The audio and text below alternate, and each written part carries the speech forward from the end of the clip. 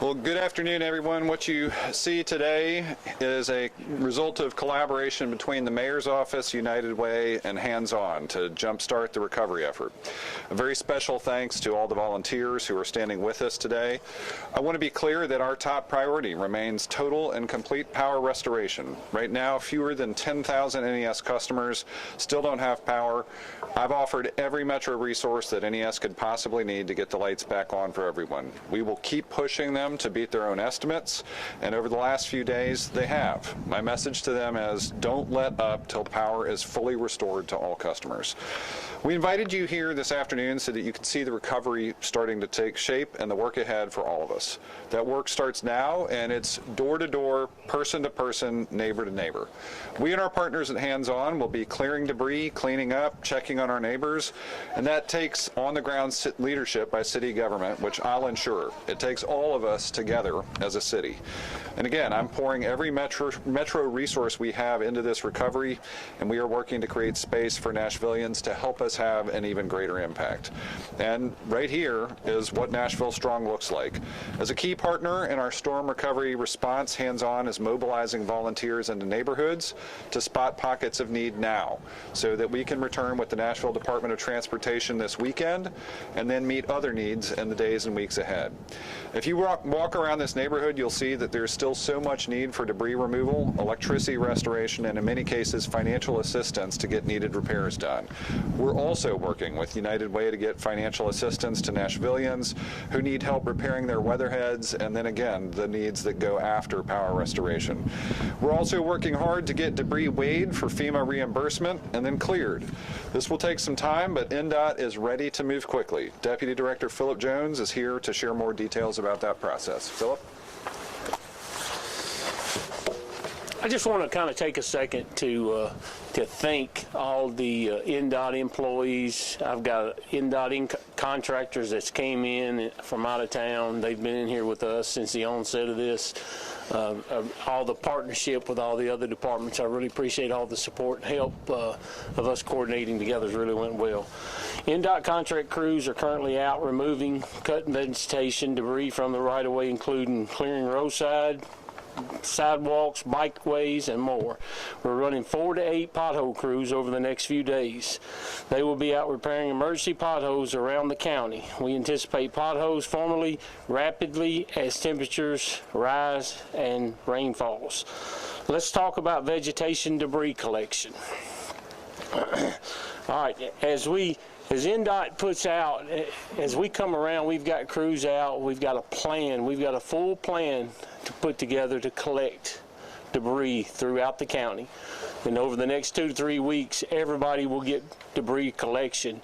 We've finishing up, we're doing our second assessment starting today, just collecting data of where the hard hit areas are.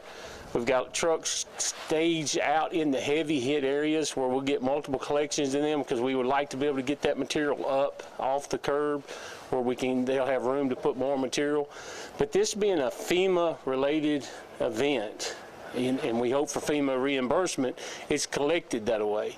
So it's collected at the curb per resident. We have a monitor that's with every truck as we collect this material. Then it's taken to 4 different sites throughout the county that it will be ground and weighed. Everything's monitored, and this is treated as if we're going to get reimbursed. When this gets approved, we'll move forward that way. NDOT efforts so far have resulted in 6,300 tree vegetation and the right-of-way issues being resolved across the city. Yesterday, when we began the countywide sweep of storm vegetation, the contractor crew has already picked up 6,007 cubic yards of debris.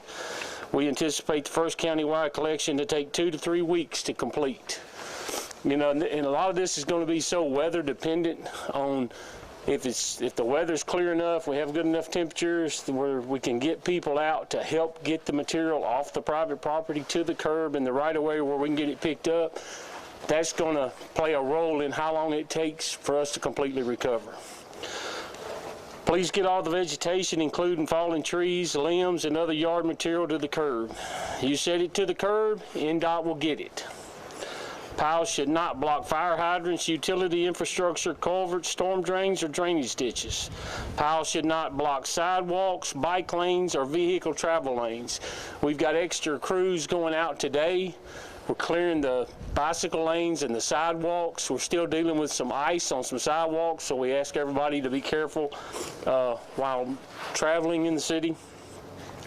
Trash, construction debris, and other non-vegetative debris will not be collected. When we're suspending brush collection guidelines, and there are currently no size restrictions on piles at the curb. Size doesn't matter. If you can get it out in the right of way in the curb, we're going to get it picked up. Because we are conducting countywide collections, there is no need to submit a Hub Nashville request when material is placed at the curb unless you have a special circumstance. If you have a circumstance where you have a bicycle lane and a sidewalk, there's no place to put that curb, that is the call I would like for you to turn into Hub. Let me work with you to get that material, find you a place to put it so we can get it picked up and stage it appropriately.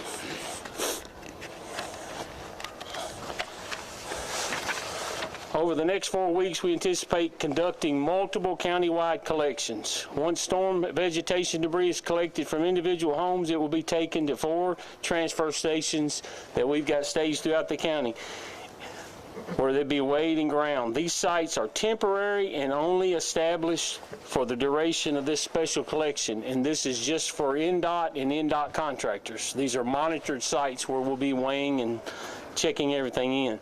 We're following all FEMA guidance on the collections with monitors embedded with the crews, photographing and documenting every step of the process. As a reminder, as residents are out cutting and cleaning vegetation from your yards, remember to look up.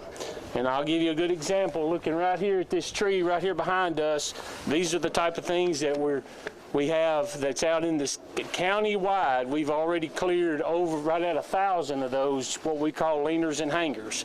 Those are dangerous, so we're going to ask everybody to pay attention and look up.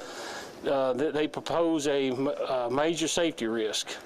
Please know that if you set your vegetation out at the curb, crews will come and get it. The initial collection may take a couple of weeks due to the sheer volume of debris, but we will get it.